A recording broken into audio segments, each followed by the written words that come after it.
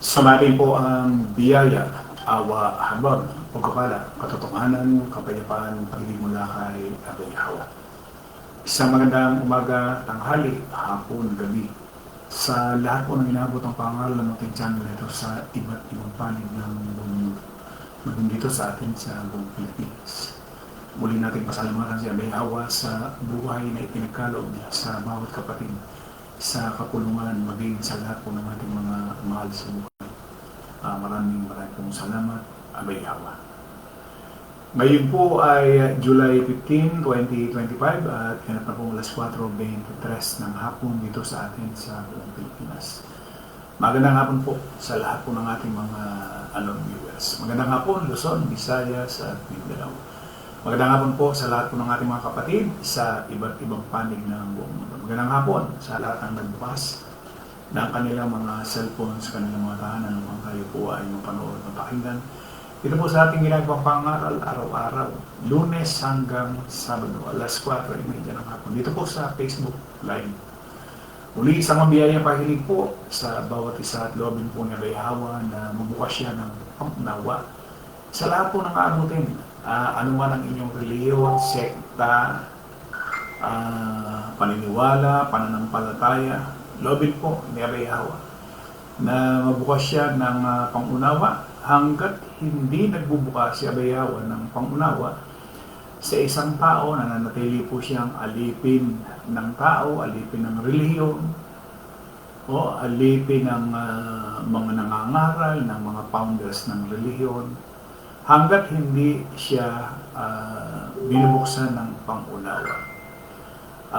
Kaya mahalaga na mabuksan kasi ang mga tao ay sarado sa pangunawang pang-spiritual dahil nga po sa pagiging laman. Kaya pagdating po doon sa spiritual, mas may sinasabi lang silang Diyos pero halos pakitang tao lang, no? At syempre, ang tao ay abala sa mga gawaing pangsanlibutan, gawaing panglaman ng noo. So muli po, loobin po ni Abay Hawa na magbukas siya ng pangunawa, magbigay ng karunungan. Yun, nawa ay loobin po ni Abay Hawa. So ang ating paksa sa hapon pong ito, kaunting kaalaman sa kasulatan, tayo po ay nasa ikalawang bahagi na. Doon sa ating paksa, hinggil po kay Santiago, sa sulat ni Santiago. Sabi niya, Santiago 1:22, wag lang kayong maging tagapakinig ng salita ng Diyos, kundi sundin ninyo ang sinasabi nito dahil kung hindi, dinadaya niyo lang ang sarili niyo. So ito yung sulat ni Santiago doon sa mga kapatid. Halo na ho ito halo na ng mga Hudyo at ng mga Hintil na tinawag. Halo na sila nung panahon na yun, nung sinulat niya ito. Mga Hudyo at mga Hintil. Kaya sabi niya, ninyo. So ibig sabihin, yung sulat ni Santiago na yun ay para doon sa mga nasa kapulungan na. Wala ho doon sa labas. Hindi niya isinulat yan doon sa iglesia, sa church, sa simbahan, o kung anumang reliyon, kundi sa kapulungan. Kaya nga dapat maging sabi nga ho ay maalam tayo, lalo doon sa mga nakapatid sa kapulungan mo. Magandang hapon ho sa lahat. Brad Emiliano Umali, Juliet Umali, Sister Chris Grisola, magandang hapon. Sister Ging Macar, Sister Lori Calderon, Sister Chris de la Cruzquin, Leonardo Corsiga, Brad Edmundo Umali, Brad Sam Rotoni, magandang hapon, Sister Ging. Brad Noli Tongkua, Leonardo Corsiga, Lisa Indinibli Corsiga, Sister Lolita Corsiga, Melchor Pasis, Brad Wilfred Bedes, Sister Lori Calderon, Sister Shirley Ragarisa, magandang hapon. Ang oras po natin ay alas 4:28. So kaya ko nasabi na ang isang tao ay hanggat hindi siya naging alipin ni Abay Hawa, nananatili siyang alipin ng tao. Ibig sabihin, pagka ikaw ay sunod-sunuran sa tao, ang kalamang namumuhay ka dun sa laman. At tatandaan mo natin, kapag tayo ay namumuhay ayon sa laman at tayo po ay nagtiwala sa tao, kasama na ho kayo doon o kasama na yung mga tao doon sa mga tinatawag na isinumpa. Nagtiwala sa tao, naniwala sa tao, sumunod sa tao. So, yung sumpa nasa tao na ho. So, yung salitang buhay na walang gan, hindi na aplikable para doon sa mga tao na isinumpa. Hindi na maging aplikable ho yun. Siyempre, pagka ho yan ay kinamatayan mo na, wala na. Nakalagay ho yan sa 21:8 ng Revelation. Tinatawag na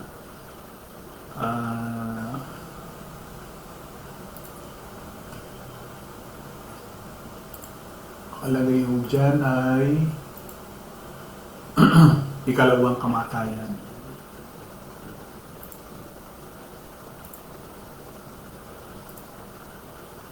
Last 4:30 na po. Brad Fortunato Juarez, Sister Elizabeth Denz, magandang hapon. Jen L. Juarez, Brad Jesse Juarez,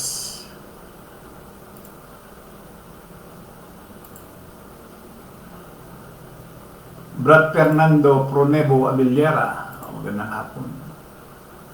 So tuloy na po tayo sa ating pagtalakay dito sa ating naging paksa. So medyo himayin lang natin ang bagay.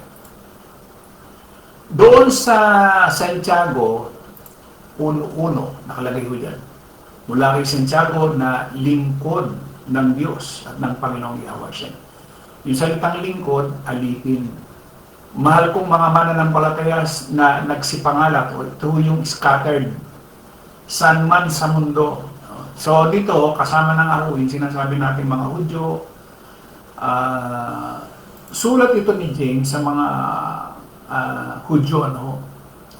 So yung salitang terminong alipin, ay ayon sa unang Korinto 6:20. Ito ho yung mga tao na binili. Sabi ho doon, sapagkat kayo'y binili sa isang halaga, luwalhatiin nga ninyo ang Diyos sa inyong katawan. So dapat nating maiisip na kasama tayo doon sa binili. So sabi niya, luwalhatiin nga ninyo ang Diyos sa inyong katawan. Yun ang dapat nating isa-isip po. Na itong katawan na ito, hindi na natin pag-aari kung nung una na wala pa naman tayong, wala pa si Abay Hawa, nagagawa natin lahat. Alam natin masama yung magnakaw, bakiatid, mangalunya, pero ginagamit natin yung katawan natin doon sa mga bagay na labag sa kanyang kautusan. Kaya sinasabi niya, luwalhatiin ninyo, sabi niya. Ano sabi niya? Sapagkat kayo binili sa isang halaga, luwalhatiin nga ninyo ang Diyos sa inyong katawan. 7:23 sa unang Korinto, binili kayo sa isang halaga, huwag maging alipin ng mga tao. Yung sinasabi ko kanina, habang ang isang tao ay nananatiling nasa laman, alipin ka.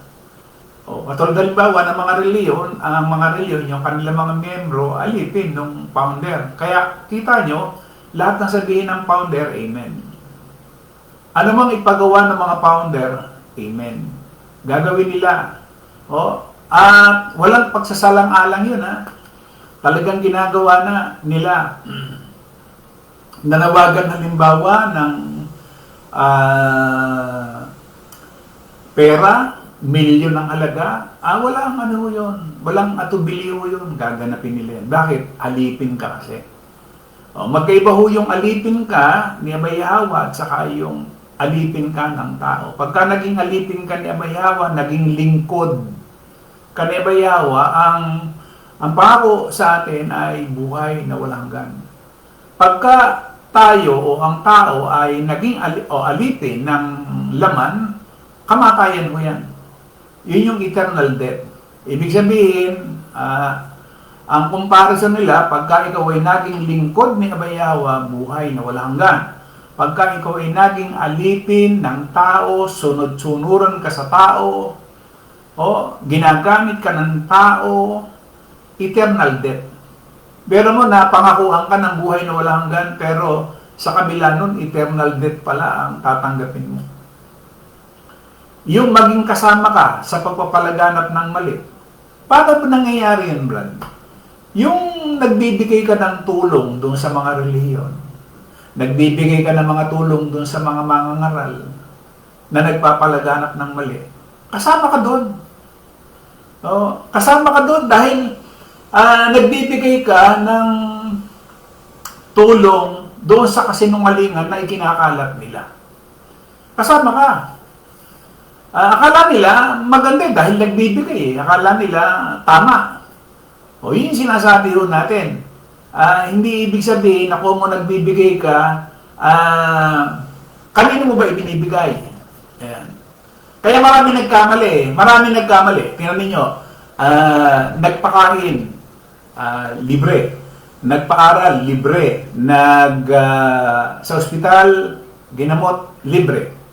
So, para sa tingin ng mga tao, ano ito? Maka-Diyos talaga ito dahil lahat ng magagandang bagay binibigay sa tao.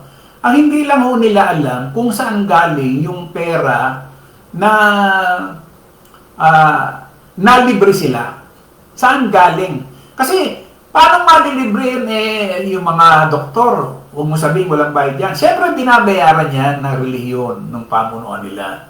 Diba? Yung mga guro, teacher na nagtuturo doon sa mga kanilang mga anak, huwag mo sabihin libre yun doon sa mga guro. May bayad din, may bayad. So, sino nagsisolve nun? Siyempre yung relihiyon. Ngayon, saan galing? Saan galing yung pera na ipinambabayad nila doon sa mga guro? Doon sa kasinungalingan. Doon sa mga aral na hindi naman iniaral ni Pablo. Tatandaan nyo, iba yung naging alipin ka, lingkod ni Abay Hawa. Iba naman yung naging alipin ka, lingkod ng tao. Magkaiba ho yan. So, yung salitang scattered o yung nangalat, nakalagay doon sa 8.4 ng gawa. Kaya ang mga nangalat ay naglakbay sa mga lugar na ipinangaral ang salita. So, yung pagbati, ginawa doon sa 15:23 ng gawa.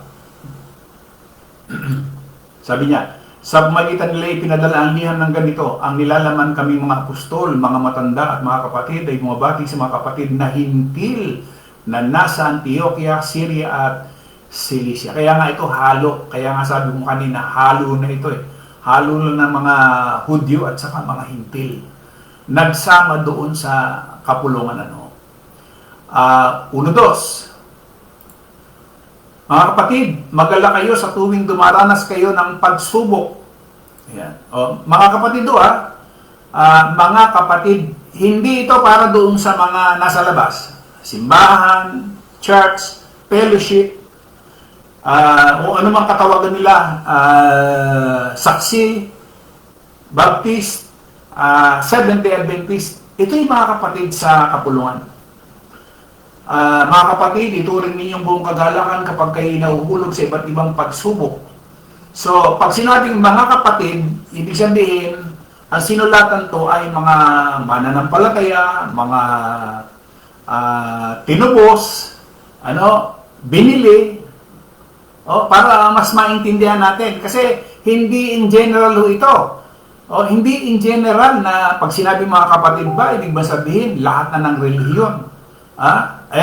Sala ho. Kaya nga, hinihimay ho natin Kaya nga hinihimay natin.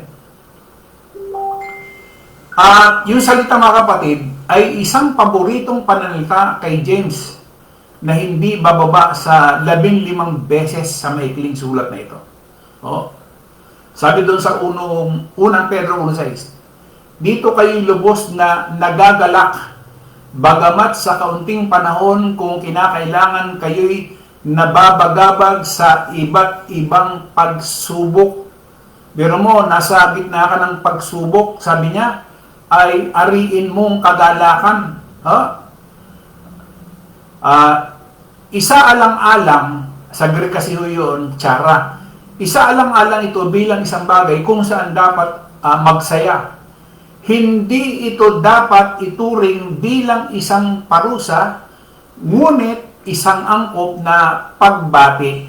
Ibig sabihin lamang, sabi niya, dito kayo'y lubos na nagagalak, bagamat sa kaunting panahon kung kinakailangan kayo'y nababagabag o nabagabag sa iba't ibang pagsubok.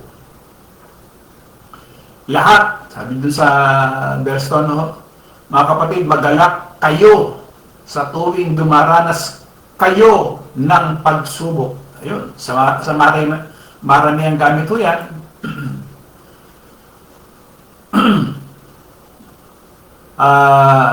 Sinabi nito ng Kristo doon sa kanyang pangaral, mapalad ang mga pinag-uusig dahil sa katuwiran, sapagkat kanila ang kaharian ng langit. Mapalad kayo kapag inalipusta kayo ng mga tao at pinag-usig kayo at pinagsabihan kayo ng lahat ng uri ng kasamaan dahil sa akin. Magalak kayo.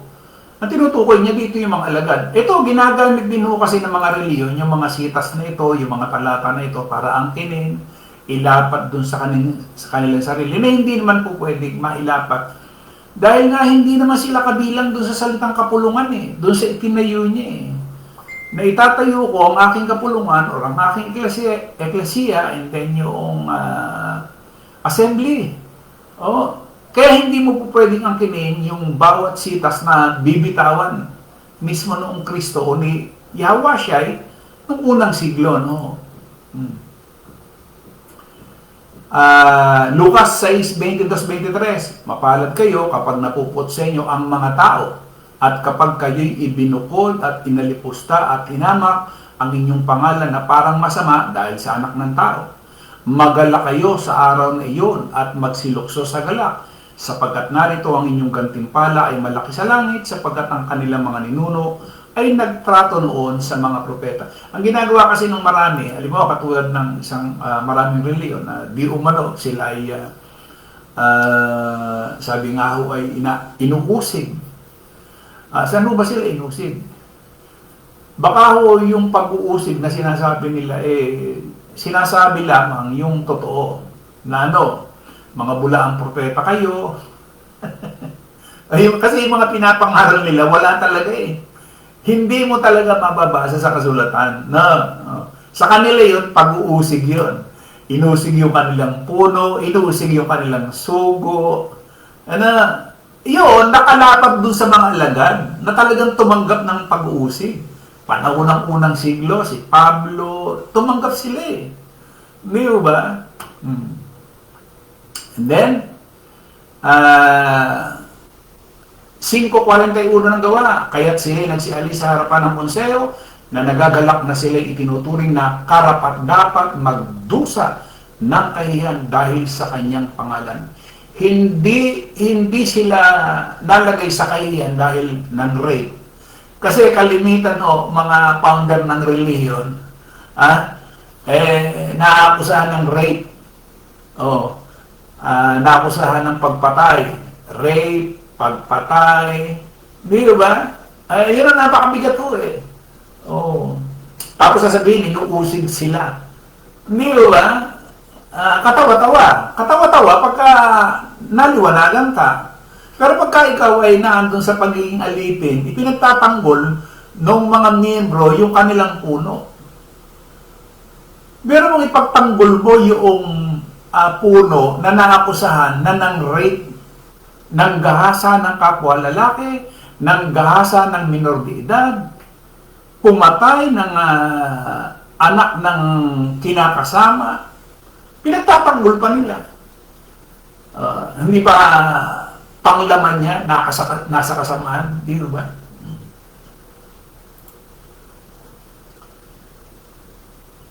Unang Tesalonica 5:16, laging magalak. Sana ito yung makita sa atin yung bang sa kabila ng pagsubok na nangyayari sa atin, na siya ang may gawa. Siyempre, susubukin tayo. Alangan namang hindi tayo subukin ni Abay Hawa. Kung si Abraham nga, sinubok Pero mo, yung kanyang anak, ipinahandog. Si Abraham ba, nag-atubili? Hindi Ganun talagang susubukin tayo para makita natin nasaan ba tayo. Kasi nung nasa laman tayo, wala naman tayong pagsubok. May dumarating sa atin, parusa yun. Yung dumating sa ating mga paghihirap, yung hirap ng kalooban, isipin, parusa yun. Hindi pagsubok yun dahil wala naman tayong relasyon kay Abay-Abay. Ngayon, sa panahon natin ngayon, na nakakaramdam tayo minsan na para bang hirap sa buhay, pagsubok yun. No? Tingnan natin din yung sarili natin kasi hindi naman tayo susubukin ng hindi kaya Di ba? Sabi doon sa mga kapatid, magdala kayo sa tuwing dumaranas kayo ng pagsubok. Sabi niya, 3, sapagkat alam niyong nagdudulot ito ng katatagan sa inyong pananampalataya. Kaya tiisin ninyo ang mga pagsubok upang maging ganap at walang anumang pagkukulang ang buhay niyo. Sarap sanang pakinggan, kaya lamang sa iba yung dating. Kasi nasanay ang tao na pagka sinabing blessing, siyempre, pera kaagad naman yan. Financial kaagad. Blessing Ang hindi nila alam, hindi yung salitang blessing nakalagay na kaagad dun sa pera. Maraming bagay sa mundong ito na hindi kayang bilhin ng pera. Maraming bagay dito sa mundong ito na hindi nabibili ng pera. Hindi nabibili. Yung kapayapaan, nabibili ba yan ng pera? Hindi ko kayang bilhin ng pera yung kapayapaan. Kahit na meron kang bilyon, meron kang trilyon. Bibigyan ko kayo ng isang halimbawa. Ito, yung sa kasalukuyang nangyayari dito sa atin sa Pilipinas. Doon sa inakusahan na si Ang. Siya ba may katahimikan pa na ngayon nadadidiin siya. Di ba? At wala namang iba talagang gagawa, kundi siya So, sabihin nyo, meron ba siyang katahimikan? Meron ba siyang kapayapaan? Wala. Miski yung nandun sa ICC na nakakulong ngayon doon. Ang daming pera niyan. Yung si Kibuloy. Ang daming pera mo niyan. Pero, nasan sila? Yan yung sinasabi na hindi ibig sabihin na kung may pera ka, mayaman ka, kaya mo nang bilhin lahat. Hindi ba? Tinanin nyo, sino mag-iisip na may babaligtad doon sa tauhan ni Ang? Wala. Dahil, sabi nga nung isang politiko, kung hindi mabibili yung nagsiwala, wala. Tuloy-tuloy na makukulong. Kung hindi mabibili, tinanggihan yung kalahating yung 500 million, tinanggihan. Hindi mo mabibili. Yun ang sinasabi ko doon, na hindi kayang bilhin, may mga bagay na hindi kayang bilhin ng anumang yaman, salapi, pera. Hindi, yung nakikita lang natin sa mga relihiyon ngayon na akala mo, tuwan-tuwa yung mga miyembro, ang gaganda ng kapila nila, yung simbahan nila, tuwan-tuwa. Pero hindi nila alam na yung founder niyan, kung yan ba nakakatulog pa sa dami ng iniisip niyan. Baka hindi lang naiisip ng marami yun. Akala nila, pag mayaman, tahimik ang buhay. Hindi ho Hindi tahimik ang buhay ng isang mayaman. Hindi ho. Marami yung isipin yan. Mas maraming isipin ang mayayaman dahil sa dami. Sa dami. Magpundar ka ba naman ang magpundar ng mga negosyo? Di ba? Pero mo yan, halos sa buong mundo, ilan yung nakatatag na kanilang mga simbahan. Yung lamang mga ministro niyan, di iniisip pa rin ng mga founder. Yung mga ministro niya na, sige, pasukan mo na ng pasukan ng pera, akala nila wala nang isipin yung founder. Hindi ba?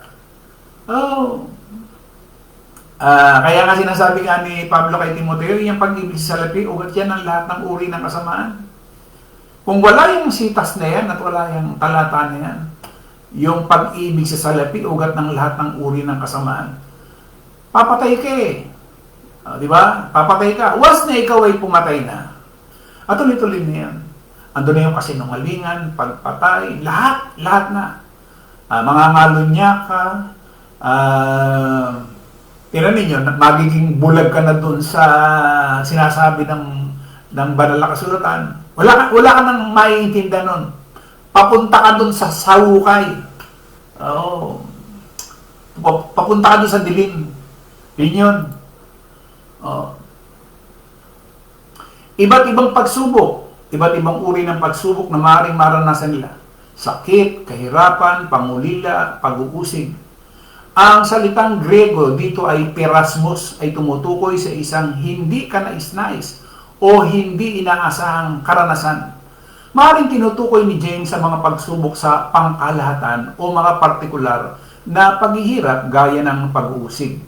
Santiago 2:7, ngunit nilapastangan ninyo ang dukha, hindi ba't ang mayayaman ang nangaapi sa inyo at personal na humihila sa inyo sa korte? Hindi ba nila nilalapastangan ang mabuting pangalan na itinawag sa inyo? Pwede rin yung karamdaman, pwede rin yung kahirapan. Di ba? Yung salitang pagsubok, humahamon doon sa salitang pananampalataya. So, yaman nalalaman ninyo ang pagsubok sa inyong pananampalataya, nagbubunga ng pagtitiis. Kung isinasaalang-alang mo kung paano gumagana si Abay Yahweh para sa iyong kapakinabangan, hindi para sa iyong pagkasira. So, pinatunayan ni Yahweh ay maging siya, sinubok din, di ba? At ito'y tumukoy doon sa salitang pagsubok na positibong nila yun upang gawing tunay na mananampalataya ang isang tao. Nung nangyari doon sa unang Pedro 1:7, sabi niya, upang katibayan ng inyong pananampalataya na lalong mahalaga kaysa ginto na nasisira, bagaman sinusubok sa pamagitan ng apoy ay masumpungang magbunga ng papuri, kaluwalhatian at karangalan sa paghahayag ni Yahweh. 4, dapat magkaroon ng pagtitiis nito, sakdal na gawa upang kayo maging sakdal at ganap na walang kulang. Minsan ito yung kulang sa tao. Kasi nga, ang tao nahirate na kaya ka lang masaya, may hawak ng pera. Na kailangan meron kang sandamakmak na pera para maging masaya ka. Pag dumating na sa iyong hirap, nakakaramdam ka ng masakit na ang ulo, masakit ang katawan, marami nang masakit. No isang kanina nanonood ako sa dalan-dala na ako dalan-dala na ako doon sa sinasabi ng creator Pagka nakaramdam ka ang wika ng ganito, masakit ang ulo mo, masakit ang katawan, masakit ang likod, na nangihina, ibig sabihin lang yan, wala kang pera. Yun ang ibig sabihin natin dito mga kapatid. Nahirati ho kasi ang tao. Pagdating sa pananalapi at wala ng pera, malungkot na. No, hindi dapat. Dapat to, pambira si Abay Yahweh nasa atin. Di ba? Yun lang ang isipin natin, si Abay Yahweh nasa atin. Ano ba ang kailangan natin na hindi kayang ibigay ni Abay Yahweh? Yan. May pagsubok. Siya rin naman ang gagawa ko para makaalis tayo dun sa sinasabing pagsubok. No. Sabi dun sa 1.4, sabi niya, kaya tiisin ninyo ang mga pagsubok upang maging ganap, walang anumang pagkukulang ang buhay ninyo. Pero mo yun, kulang ba yung pera? Pag walang pera, kulang na ang buhay. Salamat, di ba? Sabi niya, ano ba yung magiging perfectong resulta? Sabi niya doon sa salitang perfecto, mature, kumpleto. Ang salitang Grego na telos, nangangahulugang ganap, nagamit, mature, hinog. Yan ang minsan. Pagka hindi ka pa perfecto, hindi ka pa mature, o hindi ka pa hinog, madadala ka ng laman. Yun nga, konting pagsubok, pwede ka palang maging hiwalay dahil ang nangyari,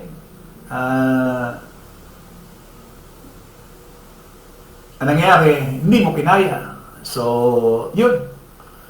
Laglag. Napakahirap nung ganon. So, yun sinasabi dyan sa Santiago 1.4, sabi niya, kaya tiisin ninyo ang pagsubok upang maging ganap, sakdal, perpekto, walang anumang pagkukulang ang buhay ninyo. Kailangan may tiisin.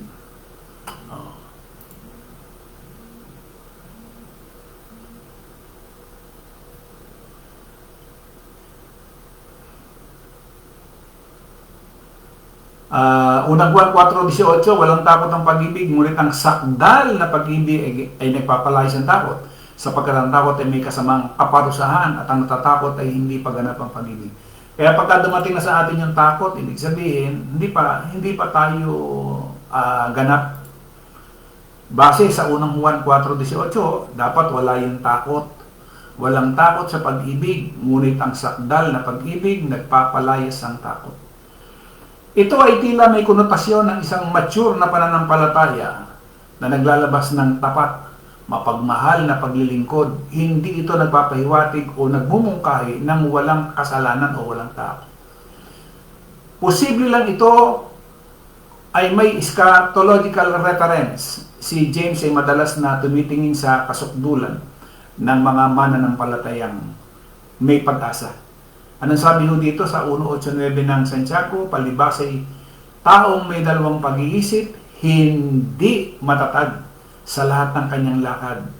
Ngayon, ang kapatid na lalaki o babae sa mababang kalagayan ay dapat magpuri sa kanyang mataas na posisyon. Ibig sabihin, pagka ikaw ay nagdalawang isip, nag-alinlangan, hindi ka na matatag sa pananampalataya.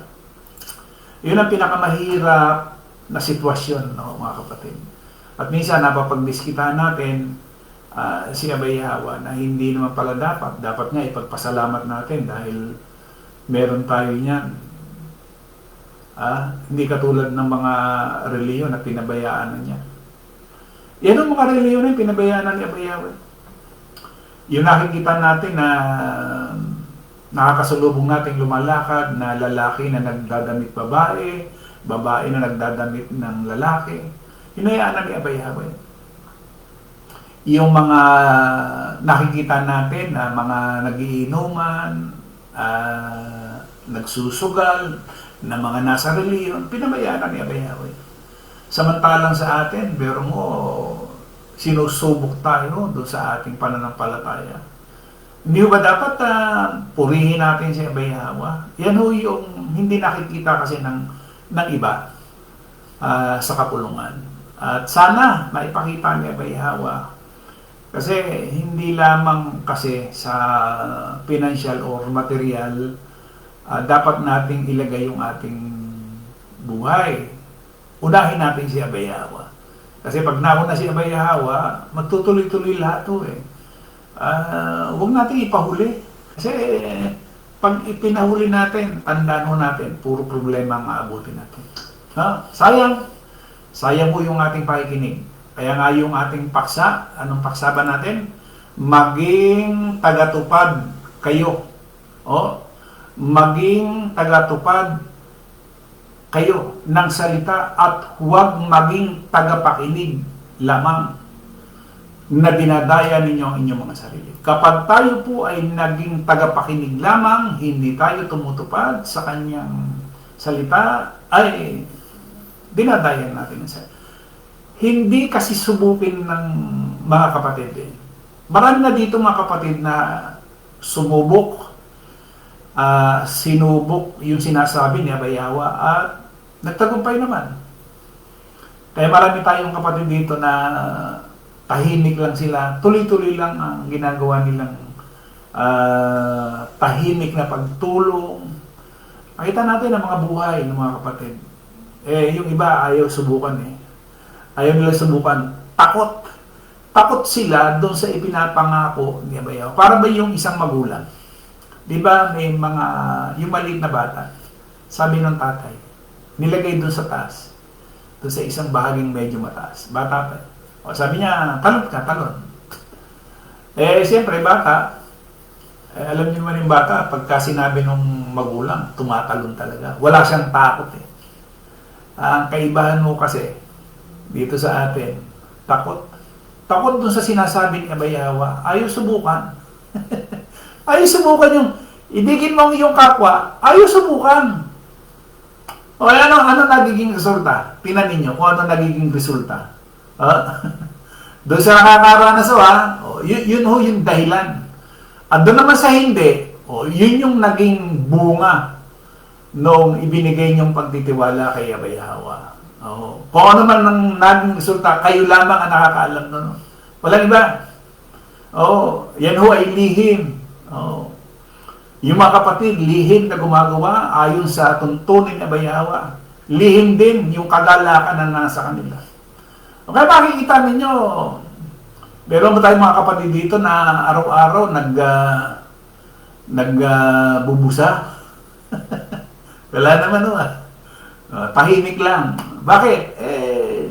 Nandun si Abayawa yun po, lobby po ni Abayawa bukas, ituloy po natin yan. Hinimay po natin magmula doon sa 1 hanggang 4, hinimay natin isa-isa. Para mas maintindihan natin. Itong ganitong pag-aaral ang gustong-gusto nung may umalis sa atin. Brad, bakit hindi yung para bang magmula doon sa 1 hanggang doon sa yan yung gustong-gusto na hindi na naantay akala kasi niya basta gano'n na lang ang nangangaral. Hindi ba? Lato yan gawa ni Abayawa. So yun, maraming salamat sa lahat po ng ating mga non-viewers. Sige, tingnan natin kung sino yung ating hindi pa na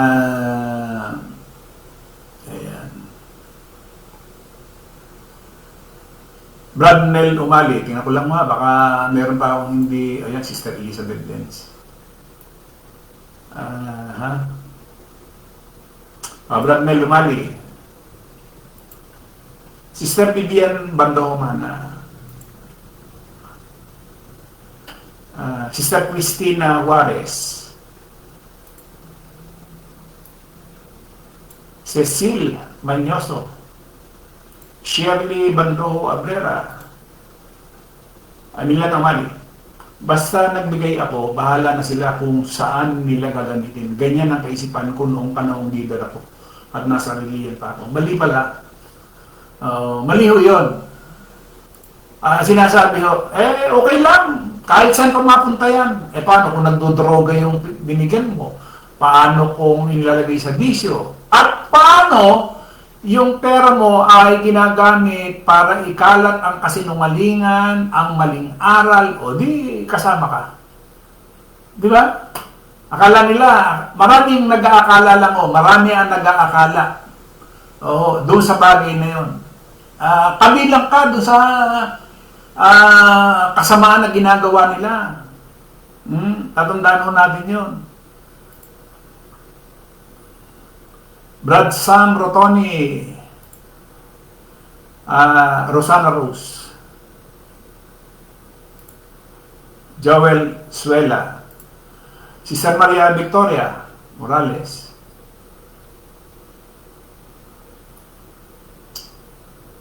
Major Pasis, gusto po ng reliyon, hindi kita ang mali, founder ng reliyon. Hindi naman talaga nila makikita yun eh. Ang isa kasing nasa laman, hindi naman nakikita yung mga bagay ng spiritual. Hindi nakikita yon.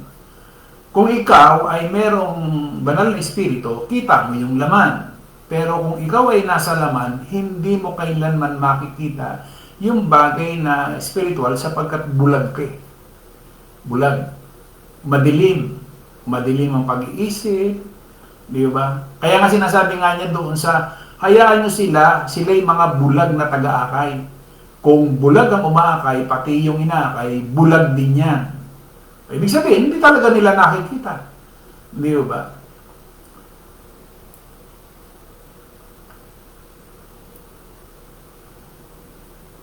Aha.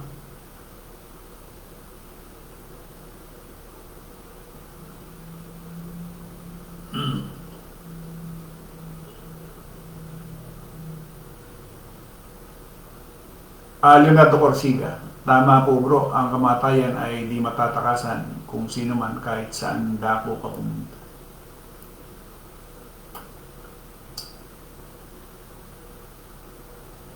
Nolitong kuha, tama po bro. Maria Victoria, ako sinasaway ko ang mga anak ko sa mga bisyo. Salamat kay Bayawa, unti-unti naman sila na baka ito ay nakikinig. Ay sana ho, loobin niya Bayawa. Rosana Rose, tama. Sister Lori Calderon, maraming salamat po Bayawa sa hapong ito at sa banal na salita ni Bayawa. Puri magpakailanman. O muli po maraming pong salamat at loobin po ni Bayawa. Bukas ituloy po natin itong ating naging paksa. Kalawang araw pa lang ito. Sa isang Diyos na ating tagapagligtas sa pangalan ni Bayawa, sumakanya nawa ang kalwalatian, ang karangalan, ang pag-aari at ang kapangyarihan sa kaunanang panahon at ngayon at magpakailanman siya nawa. Patuloy po tayo ingatan, gabayan, pagpalain, higit sa lahat sa bagay na espiritual. Sa bawat segundo, minuto, oras na ating pong ilalagi sa mundong ito. Muli maraming pong salamat sa lahat po ng ating mga atang viewers, sa lahat po ng ating mga kapatiran. Laging pagpapala ni Bayawa. Sa espiritual lang siyang sumaatin. Karunungan, kaalaman, ang siyang mahayag, ipahayag sa atin. Muli isang magandang hapon po sa ating lahat.